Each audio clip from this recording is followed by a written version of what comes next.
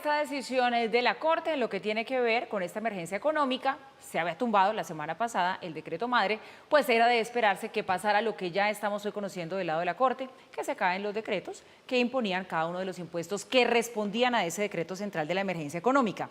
Pero a ver, Mauricio, estábamos hablando de un recaudo de unos 200.000 millones de pesos, se recaudaron entre el 30 de diciembre y el 28 de enero.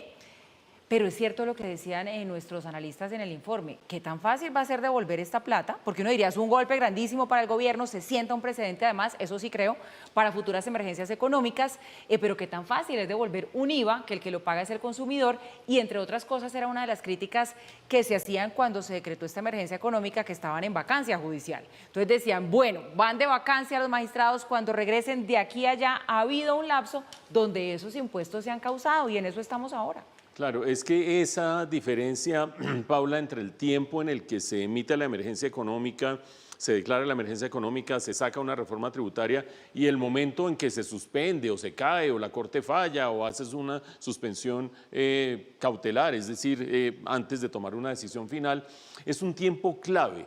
¿Por qué? Porque en este caso en concreto de la emergencia económica que estamos hablando, y la diferencia de la emergencia económica que vino después, que es la que tiene que ver con el invierno en los departamentos del norte del país, que un invierno horroroso durante el mes de febrero y parte de marzo, que llevó a una nueva emergencia económica que está siendo objeto de estudio en este momento, pero me estoy refiriendo a la de diciembre.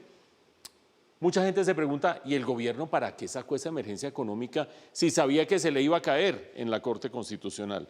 ¿Por qué dice la gente que sabía que se le iba a caer? Por lo que decía el especialista, ustedes vean ahí el abogado constitucionalista, porque no había hechos sobrevinientes ni imprevistos, que son los que justifican que haya una emergencia económica, que es un instrumento con el cual el Poder Ejecutivo se atribuye funciones y facultades que le corresponden al Poder Legislativo. El Poder Legislativo, es decir, el Congreso le dijo, no, señor, no hay reforma tributaria. Y el gobierno dijo, entonces la saco yo por emergencia económica.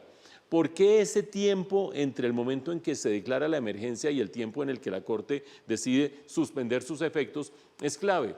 Porque es el tiempo en el cual, vénganos en tu reino, empieza a entrar platica, hasta que la Corte dice, planto allí, un momentico, hay que suspender esto hasta que lo estudiemos.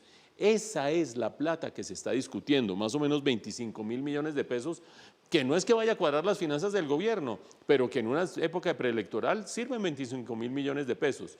No le asiste la razón al presidente Petro cuando dice esa plata nunca se cobró porque se suspendió la emergencia económica. Sí se suspendió, pero Paula daba las fechas. Desde diciembre que se declaró, 20 y pico de diciembre, 30 Paula, de diciembre, señor. 30 de diciembre hasta enero. 28 de enero, ¿sí un mes? Un mes completo de vigencia de la emergencia económica, un mes completo facturando, un mes completo con el taxímetro andando. Taxímetro andando en dos dimensiones. Una, lo decía el exdirector de la DIAN, la que tiene que ver con los impuestos indirectos, es decir, un impuesto que termina pagando el consumidor. ¿El consumidor de qué? De licores, que se le subió el IVA a los licores. El de cigarrillos, que se le subió el impuesto al consumo a los cigarrillos. El de las apuestas, que termina pagando, son impuestos que termina pagando indirectamente a la persona que consume el producto final. Y vaya usted a devolvérselo a todo el que compró cigarrillos, cervezas, aguardiente, vino durante el mes de enero. Imposible. Estoy totalmente de acuerdo con el doctor Villabón cuando dice eso no se va a poder devolver. ¿Qué parte de los 25.000 millones? Habrá que ver. Pero lo que sí se puede devolver son los impuestos directos. Acuérdense ustedes que aquí hubo personas naturales a las que le bajaron el umbral para pagar impuesto al patrimonio, pagaron su impuesto al patrimonio nuevas personas que antes no tenían que pagar, se cae la emergencia económica y dicen, ¿y ahora dónde está mi impuesto al patrimonio? Ese sí se va a tener que devolver y ese sí se va a tener que en este momento poner en funcionamiento la DIAN para devolver esa plata.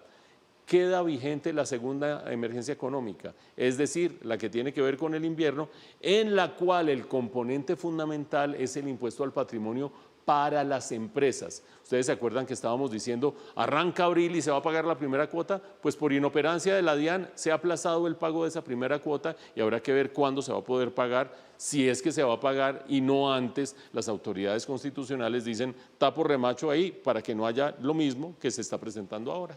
Pero sabe, Mauricio, que hay otro asunto aquí que vale la pena charlarlo rápidamente y es si se puede hablar de ganadores y de perdedores, ¿sabe? Porque usted escuchaba al gobernador de Antioquia decir, aquí triunfó la rebelión de los gobernadores, que acuérdese que hicieron todo un movimiento para que no les pusieran los impuestos a los licores, porque pues son regalías para las regiones. Pero ¿será que sí? Uno pensaría pero no cree que la institucionalidad, sin lugar a dudas, Sí. gran triunfador aquí. No sé si ya llevarlo al terreno de gobernadores. El ministro del Interior habla de ricos, pobres, odio hacia el gobierno. No. O sea, pues politizar esto en cuanto al odio para el gobierno y tal, cuando se sabía que la emergencia económica era inconstitucional, la acababa de negar el Congreso, que es el único que en Colombia puede poner impuestos. Acuérdense ustedes de una frasecita que dice, no hay impuestos sin representación, y la representación está en el Congreso. El Congreso había dicho, no reforma tributaria, se acabó.